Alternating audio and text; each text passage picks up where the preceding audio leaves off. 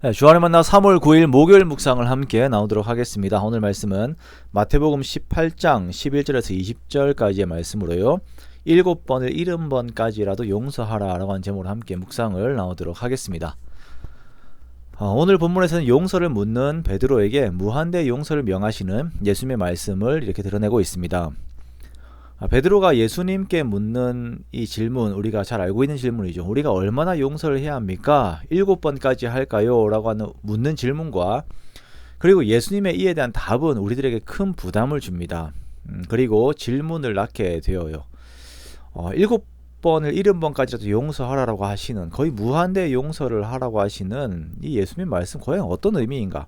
아니, 어제는 범죄한 사람이 있으면 4단계로 응대하라고 하셨는데 오늘은 거의 무한대 용서를 하라고 하시니 이것을 어떻게 이해해야 하는가? 자, 그리고 그렇다면 우리 사회의 법치는 또한 어떻게 이해를 해야 하는가라고 하는 질문을 우리가 던질 수가 있는 것입니다. 자, 먼저 우리는 예수님의 이 용서의 교훈을 잘못 이해해서 죄를 묵인하는 것이 마치 의로움인 것처럼 여기는 잘못된 생각을 가져서는 안 됩니다. 어제도 말씀을 드렸지만 이러한 태도는 개인과 공동체를 망가뜨리는 원인이 됩니다. 하나님께서는 국가 제도를 허락하셨고 로마서 13장에서는 하나님께서 정의를 구현하기 위하여서 국가에 칼을 주셨다라고 말씀을 하셨습니다. 그러므로 우리는 먼저 무한대 용서라고 하는 것이 해결책이 아니라는 것을 생각을 해야 합니다. 자, 그렇다면 예수님께서 말씀하신 오늘의 용서는 어떠한 의미로 말씀을 하시는 것입니까? 그것은 용서하지 않고자 하는 마음에 대한 대응입니다. 자, 우리의 마음에 용서로 인하여 이루어지는 결과에 대한 기대가 있는가? 다시요. 우리의 마음에 용서로 인하여 이루어지는 그 결과에 대한 기대를 우리가 가지고 있는가? 아니면 용서하지 않고 보복함으로 이루어지는 결과에 대한 기대가 있는가? 우리가 어떠한 것을 추구해야 하는가에 대한 질문을 던지는 것입니다. 자, 어찌 보면 말장난과도 같아 보이지만 우리는 상당수 내가 보복함으로 인하여 이루어지는 파괴적인 부분에 우리의 마음이 가 있음을 보게 됩니다. 용서는 사랑 안에서 창조적인 결과를 낳지만 보복은 파괴적인 결과를 낳게 되지요. 그런데 보세요. 요즘 인기를 끌고 있는 드라마들이 묘하게 복수에 대한 것들이 많아요. 그래서 어떻게 더욱 통쾌하게 복수를 하는가라는 것을 보여주면서 심리적 대리 만족을 느끼게 합니다. 제가 드라마들을 다 보지 않아서 구체적인 내용들은 몰라요. 유튜브 보면 조금씩 나오더라고요. 그것만 봤는데요. 그런데 우리가 영화 같은 것들을 보아도 악한 자가 더 악하게 당하는 것에서 쾌감을 느끼게끔 구성이 되어 있습니다. 그 악한 자가 회개하고 돌아와 용서하고 함께 좋은 이웃이 되고 더 좋은 사회를 만드는 것과 같은 내용의 이야기들은 별로 인기가 없어요.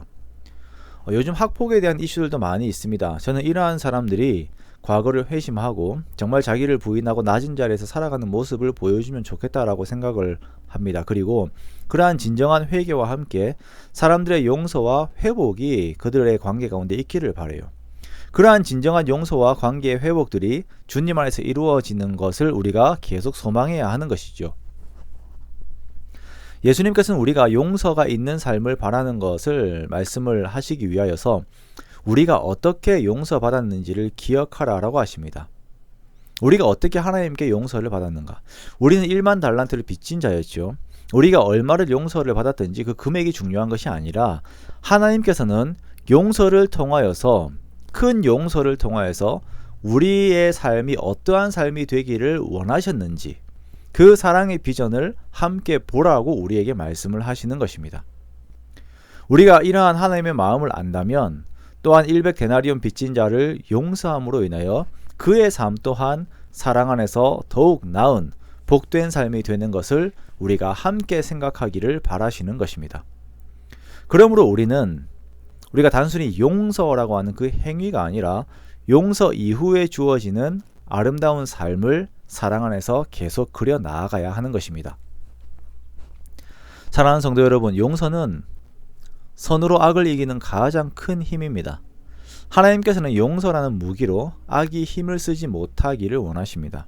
우리가 그러한 하나님의 마음을 알고 악을 이기는 우리가 되기 원합니다. 그렇게 하나님께서 원하시는 선에 우리의 마음이 가 있는 저와 여러분이 되시기를 주님의 이름으로 축원합니다.